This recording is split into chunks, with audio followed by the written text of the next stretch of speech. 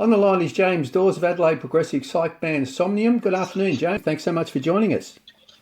Hey Anton, thanks so much for having me.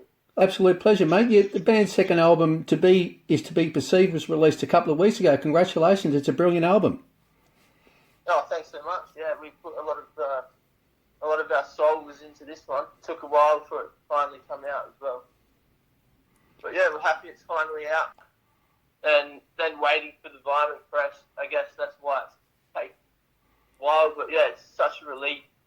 And it feels like a part of my soul's out in the world now. So that's cool. Oh, that's great, mate. Look, the reaction to the album's been fabulous. Rave reviews. You must be really happy with the response to the album. Yeah, I am happy. I mean, I feel like the people that have had the ears to listen to it have really enjoyed it, but there's a lot of ears that haven't even, known about it just yet. So I guess the more the merrier, and we've got some loyal fans. We've definitely gained a few fans from even overseas and all around Australia, which has been good. Yeah, that's great, mate. Look, the album comprises 12 tracks, and I came across a review of the album where the album was described as fundamentally about the human experience and how the mind navigates interpersonal interaction. I really like that description. I think it describes the album very well. Yeah, well, I mean, it's a very spiritual album. It's also, a lot of ego death has happened with myself, with relationships and friends and blah, blah, blah, and also with the other, like Anthony, the other strong member of the group. A lot of things have happened in between, and I guess the lyrics and even the tones and the theme definitely relate to that. But it's also it's very philosophical as well as spiritual. And also, we don't like to be too pretentious with things, so we try and keep like a comedic value to it or a bit of playfulness too, Yeah, that's great. Look, and that really shines through. Look, 3 singles from the album were released prior to the album's release, of course. And look, one I'd like to talk about, What Would You Be When You Die, was one of them. Absolutely fantastic, mate. I've got to say, it's one of my favourite tracks on the album. Can you tell us a little bit about that particular song, how it came about and the inspiration behind it? Well, the riff came first, and then I guess that riff, just in my head, I just heard, what would you be when you die? I mean, it works with the phrasing of the notes and everything.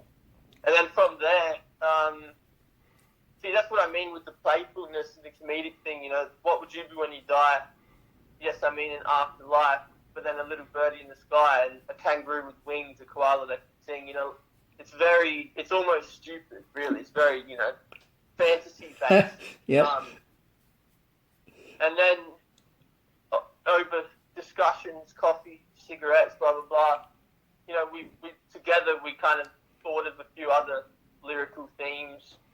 And then it started getting, a bit more philosophical with the wheel of samsara and, pondering the truth behind what can be, when we die, what can actually happen, right. With all the different religions and all the different cultures. We're very into researching, and we're not just Christian or just Buddhist. With the last album, it's called Omnism because it's, we like to take from different religions and kind of form our own sort of spiritual path. And I guess, I don't know, things are pretty out there. We're exploring avenues. Yeah, that's fantastic, mate. It really shines through. And I've got to tell you, I think I'd prefer to be a little birdie in the sky, mate. That's sort of my preference. Fantastic. I absolutely love it. Look, and what about the title track of the album? To Be Is To Be Perceived. It's also a personal favourite of mine. Can you tell us a little bit about that particular song too? Yeah, see, that's probably my favourite track too. Right. I wrote that when I was living at a sound engineer's place. I was living in their studio for a year and a half. Right. I've had this beautiful grand piano, and I was in a really bad space with a previous relationship, and also getting involved with other friends, and I lost friendships. I lost, there was like people that stayed with me, and there was people that left, and I'd never experienced that before. I've always kind of been happy-go-lucky, and right. I don't know, like one of those dudes that just floats between friendships and stuff, and never have had a bad, you know, anything bad with friends or anything, you know. And so I lost friends, and it just kind of got, I don't know, it was really, I was very depressed, really, like, you know, mentally wasn't there. And yeah, I guess you know, people spreading rumours about, you know, certain things, or I don't know, just talking about me, and even, yeah, so I don't know, so those kind of, the lyrics and the melody and the piano balladry, you know, it's very emotional song, but I don't know, it hits me hard. And my current girlfriend, I was writing it with my current, not Rick, but, you know, I was playing with the piano with my girlfriend, and she was just like in tears. You know, Oh, okay, right. And she was the one that was like, "You need to put this on the album," because I wasn't going to. It was just going to be you know, just a B-side. But then I realised, man, it is a beautiful song, and so yeah. Yeah, no, that's great. So end up the title track, mate. Fantastic stuff. Yeah. Yeah, brilliant stuff. Yeah, look, and it sounds really personal sort of song. Great stuff. You sort of really came from deep within. Brilliant stuff, mate. Yeah, definitely. I mean, you know, one of my favourite musicians is Elliott Smith. I don't know if you know him. Yeah, absolutely. Yeah. Yeah. So I guess it's quite an Elliott Smith sort of track. You know, very dark in a way. Yeah, fantastic, mate. And look, can we talk about the album's artwork as well? I reckon that's absolutely sensational. Really hits you, mate. Can you tell us a little bit about the idea behind the artwork and who did the artwork, all that sort of stuff?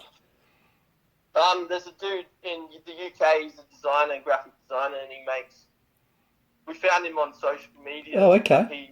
He really likes our music and stuff, and we started connecting. And yeah, and I guess it's all him really. Like, we kind of put him in the right direction of what we want, and we gave him the songs and gave him, you know, this description of what it's kind of about and what we want from the art. And then what he did was brilliant. We can't ask for any more, really. I didn't think it'd be that good. Yeah, no, very happy. Yeah, absolutely fantastic, mate. Look, and you mentioned Omnism before, your previous album, and look, there was a 5-year gap between the release of Omnism and also the first single from this album, Truth Set Me Free. Can I ask what the long gap was for? I'm guessing COVID obviously had something to do with it. Yeah, COVID definitely had something to do with it. Travel as well. I went on a big European adventure. Same with the drummer in the band. He went for a while, then I went, and that was kind of a year gone.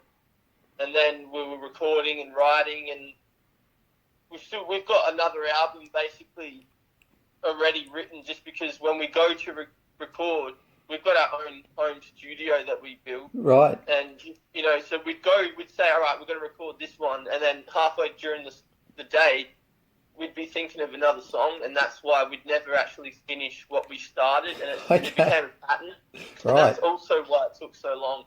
The fact that we didn't go to a studio and book out a week and say, all right, we're going to get it done. If we did that, it would have been done a year ago, probably. Right. You know, but then COVID hit, and then everything, you know, got all different, and we're still working on the album. And I don't know, we're also very perfectionist type people, so we re-recorded songs multiple times, or we thought of another part. I don't know, it just kept going. Yeah. Yeah, well, it's worth the wait, mate. Fantastic stuff. Look, the album's being launched on the 17th of this month at Jack and Jill's Basement Bar in your hometown, Adelaide. It's a great music venue. You must be really looking forward to the launch. Yeah, it's a great venue. I mean, it's only just started to come back. I think new owners or something has happened, but back, I don't know, 5-10 years ago, it was a buzzing venue, and there was a lot of, I think even Pond played there. Right. And, you know, like a bit of the high end, the more so bigger bands would play there. It's a cool basement, good sounds. It's got fits a fair few amount of people. And yeah, I don't know. It should be a good night. Fantastic, mate. Yeah, and what about any other gigs and tours in addition to the album launch? Are there any immediate plans in place for Somnium gigs in addition to the album launch in the not too distant future? Yeah, well, we've actually been emailing venues from Melbourne and Sydney, and Right. we'd love to even do the Great Ocean Road, come to Warrnambool. Fantastic, mate. And, I was going to ask you that. Been in touch. Yeah, brilliant. It would be great, man. We just came back from Melbourne, as I said to you earlier today. So we've already, we've just gone through it. Me and my girlfriend, we love. I got an old camper van, so we always go camping, and we love the Great Ocean Road. So it would actually be great to play some gigs down there. Fantastic, mate. That'd be great. We'd love to have you down here. Yeah, absolutely. Great. Look, on the subject of the band performing live, you mentioned Pond before, and you've supported some pretty good bands so far. I've got here King Gizzard and the Lizard Wizard, Pond, and Psychedelic Porn Crumpets, among several others. Yeah, we went on a big tour with, it wasn't that big, but we went on a mini tour with the Psychedelic Porn Crumpets, which was a brilliant experience for us. I bet. Yeah, it was amazing. We were playing to 500 to 1,000 people. I know it was big, what felt like that anyway. It was big shows. I was getting asked for autographs, stuff. Fantastic, mate. We were something, we were going somewhere, it was cool. And we played with King Gizzard at their they used to do a Giz Fest. I don't think they do it anymore. And they asked us to play with them. That was awesome. So we have supported some pretty amazing bands. Yeah, that's fantastic, mate. Look, now before we let you go, if we can talk about the band itself for a moment, the history of the band. Can you tell us a little bit about the band, the early days, your backgrounds, and how you came together to form Somnium? Well, I've been writing songs since I was, 10. My dad has this old 8-track recorder, and he used to record songs. Back then, I started playing with him. At 10 years old? Yeah, I've actually got albums.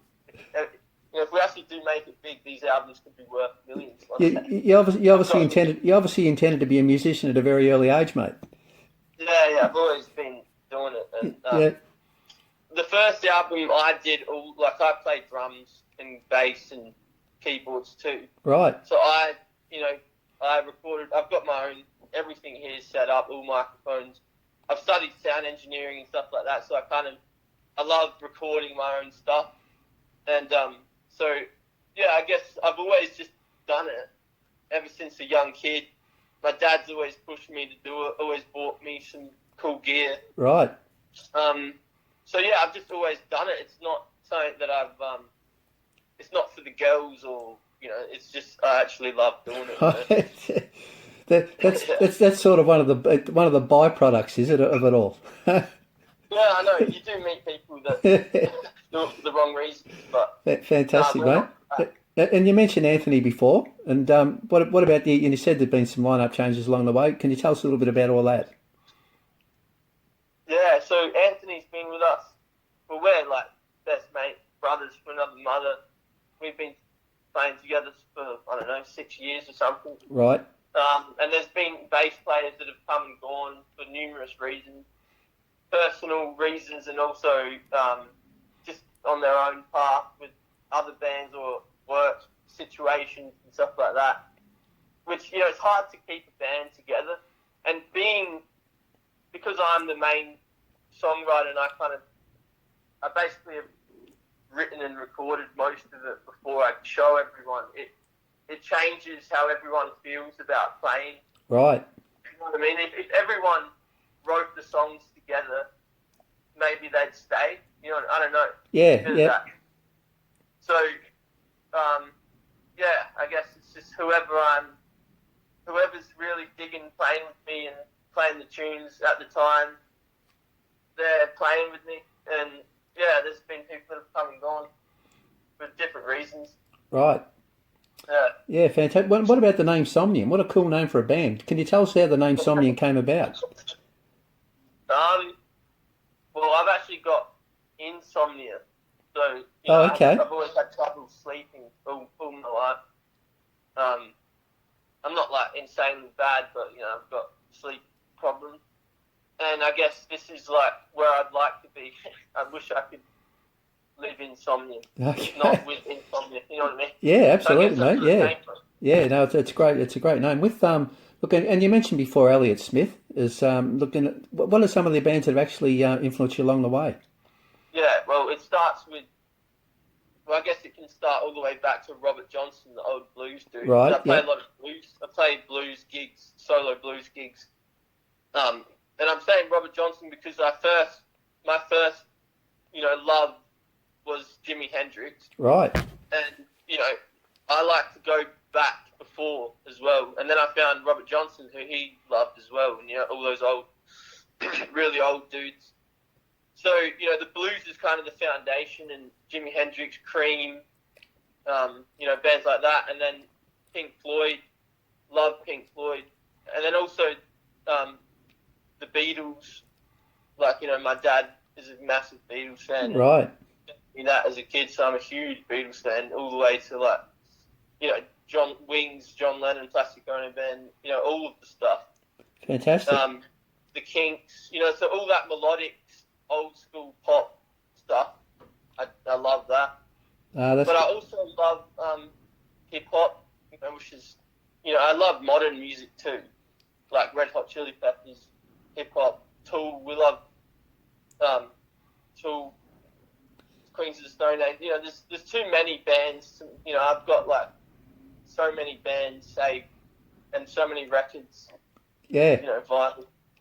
It's hard to just pinpoint one thing. I understand, mate. With and looking all those artists you've sort of named and listening to the album, and your earlier stuff, I can really hear that influence coming through. Absolutely. Yeah.